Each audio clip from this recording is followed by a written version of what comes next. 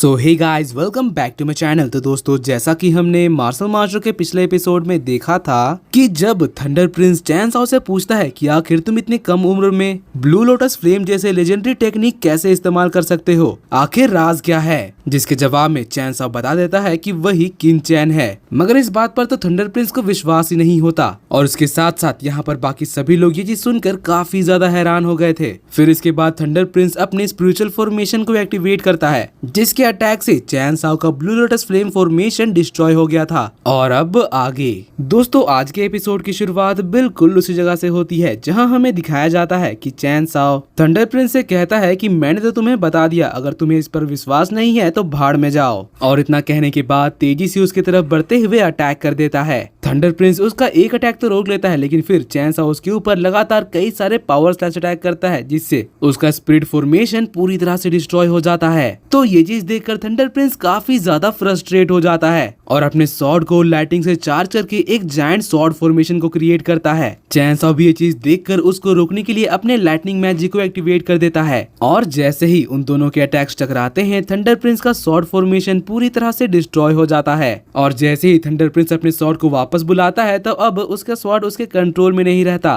चैन Sao उसको अपने lightning magic से कंट्रोल करके थंडर प्रिंस को अपने इशारे से ही इधर उधर नचाने लगता है, जिससे थंडर प्रिंस का माथा घूमने लगता है। उसे समझ में ही नहीं आ रहा था कि आखिर वो करे तो करे क्या। वो अपने रॉयल स्वॉर्ड को कंट्रोल करने की पूरी कोशिश कर रहा था, लेकिन चैन साओ के लाइटनिंग मैजिक के सामने उसका कोई मुकाबला नहीं था। लेकिन फिर उसको एक आइडिया आता है। वो अपने स्वॉर्ड से चैन साओ के लाइटनिंग मैजिक को हटाने के लिए उसको जमीन के अंदर गाड़ देता है, जिससे कि अर्थिंग की वजह से स्वॉर्ड में से सारी लाइटनिंग जमीन के अंदर जाकर डिफ्यूज हो जाती है। और अपने स्वॉर्ड को दोबारा कंट्रोल में पाकर वो बहुत ज्यादा खुश होने लगता है। लेकिन चैन साओ अभी उसको इतनी आसानी से छोड़ने वाला नहीं था। वो ब्लू लोटस फ्लेम को एक्टिवेट करके उसके ऊपर अटैक करने बढ़ता है। तो उससे बचने के लिए थंडर प्रिंस भी भाग भाग कर शील्ड बना रहा था, लेकिन चैन साओ का अटैक उसके शील्ड को तोड़ देता है, जिसके बाद उन दोनों के बीच स्वॉर्ड फाइट होने लगती है। लेकिन अब थंडर प्रिंस इस फाइट को छोड़कर यहाँ से भागने लगता है। तो फिर चैन साओ उसको खत्म करने के लिए अब स्वॉर्ड किलिंग टेक्निक का इस्तेमाल करता है, जिसमें वो कई सारे पावर स्लैश अटैक करके उनको मिक्स करके एक फॉर्मेशन बनाता है। थंडर प्रिंस उससे बच नहीं पाता और टकराकर नीचे जमीन में गिर जाता है और इस अटैक से वो बहुत ज्यादा घायल हो चुका था। वो लड़खड़ाते हुए ऊपर खड़ा तो हो जाता है, मगर साथ ही उसको खून की उल्टी होने लगती है। चैन साओ अपने ब्लू लोटस फ्लेम्स को निकालते हुए कहने लगता है कि तुम भागने में तो काफी अच्छे हो, लेकिन मुझसे बचकर निकलना इतना भी आसान नहीं है। और फिर अपने ब्लू लोटस फ्लेम्स की मदद से उसके ऊपर अटैक कर देता है।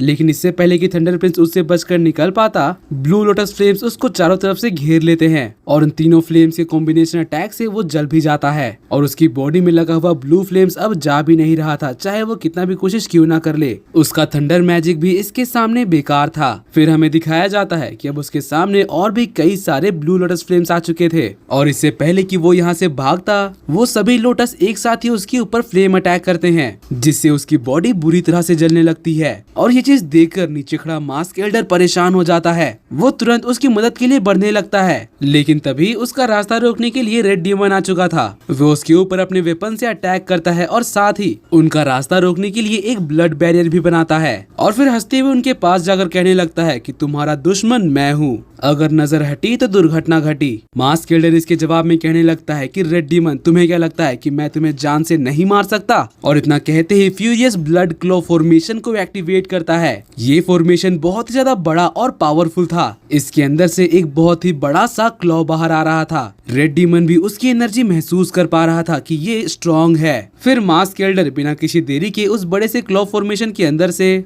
काफी सारे छोटे साइज के क्लॉज बाहर निकालता है, जो कि रेड डीमन के पीछे पड़ जाते हैं। रेड डीमन उनको डॉज करने की कोशिश करता है, मगर इससे कुछ फायदा नहीं हो रहा था, इसलिए फिर वो अपने स्पीयर से उनको डिस्ट्रॉय करना शुरू कर देता है।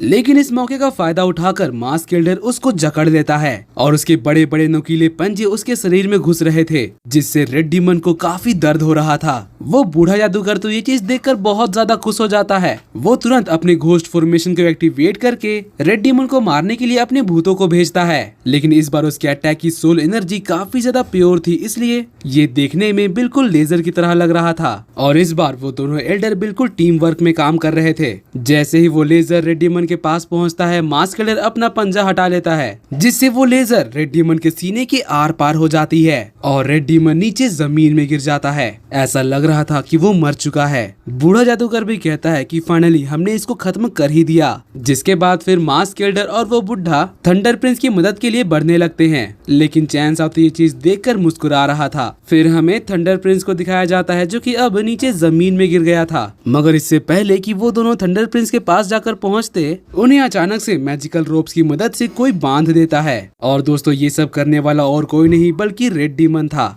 वो उन दोनों को बांध कर नीचे जमीन में गिरा देता है और फिर हंसते हुए आगे बढ़कर कहने लगता है कि तुम दोनों को क्या लग रहा था मुझे मारना इतना आसान होगा। उन दोनों की तो ये चीज देखकर हालत खराब हो जाती है, मगर अब रेड डीमन मजाक के मूड में बिल्कुल भी नहीं था। वो ऊपर हवा में जाकर सबसे पहले तो उस बूढ़े जादूगर को अपने पास लाता है और फिर उसकी बॉडी से उसकी सारी मैजिकल ऑरा को एब्जॉर्ब करने लगता है। वो बुढ़ा ये सब देखकर हैरान रह गया था और कहता है कि आखिर तुम ये कैसे कर रहे हो, ऐसा करना तो इम्पॉसिबल है। मगर इसके जवाब में रेड डीमन बस जोर जोर से हंस रहा था। नीचे से ये सब कुछ देखकर वो मास्क किलर मदद के लिए उसके पास जाना चाहता था, मगर बंधे होने की वजह से वो कुछ नहीं कर पाता। फिर कुछ ही देर में वो बुढ़ा जादूगर अधमरे हालत में नीचे जमीन में गिर जाता है और फिर किसी तरह से उठकर बैठता है और उससे कहता है कि तुम एक ह्यूमन नहीं हो सकते, आखिर तुम चीज क्या हो। जिस पर रेड डीमन हंसते हुए उसके पास आता है और उसी से पूछने लगता है कि तुम्हें क्या लग रहा है, एक ऐसा पर्सन जो कि तुम्हारे भूतों को खा जाता है, जो तुम्हारे सबसे पावरफुल अटैक के लगने के बाद भी जिंदा खड़ा है, जिसके शरीर में हड्डियां, मांस और खून भी है। तो मास्क किलर ये सब सुनकर कहने लगता है कि मुझे फर्क नहीं पड़ता कि तुम एक इंसान हो या डीमन, बस ये जान लो कि आज तुम्हारा मरने का दिन है। और फिर एक एनर्जी का ब्लास्ट करके उसके रस्सियों को डिस्ट्रॉय कर देता है और ऊपर हवा में जाकर रेड डीमन के ऊपर लेजर बीम का अटैक करता है, मगर उसके अटैक को तो रेड डीमन बड़े ही आसानी से रोक लेता है और एक एनर्जी के ब्लास्ट से उसको नीचे जमीन में गिरा देता है। फिर मास्क किलर अपने बाकी के साथियों से कहने लगता है कि आखिर तुम सब पीछे खड़े होकर कर क्या रहे हो, जल्दी से आगे आकर हमारी मदद करो। और इतना कहते ही उसको रेड डीमन का एक जोरदार पंच पड़ता है, मगर अब उसके साथी थंडर प्रिंस की मदद करने के लिए तेजी से आगे बढ़ने लगते हैं। मगर दोस्तों जैसे ही उनकी नजर चैन सॉ पर पड़ती है वो लोग घबरा कर रुक जाते हैं। वो लोग एक दूसरे से कहने लगते हैं कि तुम आगे जाओ, तुम पहले जाओ, क्योंकि सबको पता था कि चैन सॉ से भिड़ने का मतलब है मौत। लेकिन फिर भी किसी तरह से हिम्मत करके वो लोग एक साथ मिलकर चैन सॉ के ऊपर हमला करने पड़ते हैं। जी रुयू और चैन सीसी तो ये चीज देखकर काफी ज्यादा परेशान हो जाती हैं, लेकिन चैन सॉ तो बड़े आराम से एक बड़ा सा स्वॉर्ड फॉर्मेशन को एक्टिवेट करता है और बस कुछ ही सेकंड्स में उनके दो लोगों को खत्म कर देता है, जिसको देखकर बाकी दो लोग तो अब और भी ज्यादा डर जाते हैं और डर के मारे वहीं रुक जाते हैं। तो फिर चैन सॉ अब पीछे मुड़कर ब्लू लोटस फ्लेम को समन करता है और उससे थंडर प्रिंस के ऊपर अटैक कर देता है। सोल्जर्स तो ये सब देखकर थर थर कांप रहे थे, लेकिन मास्क किलर उनको भी छोड़ने वाला नहीं था। वो कहता है कि जल्दी करो और जाकर अपनी प्रिंस की मदद करो। तो इसके जवाब में वो सोल्जर्स कहने लगते हैं कि एल्डर, हमारी मदद से यहाँ पर कोई भी फर्क नहीं पड़ने वाला, हम लोग बेकार में ही मर जाएंगे, इसलिए कोशिश करना ही बेकार है। और इतना कहकर वो लोग यहाँ से भाग जाते हैं, जिसको देखकर मास्क किलर कहने लगता है कि ये दोनों तो डरपोक निकले।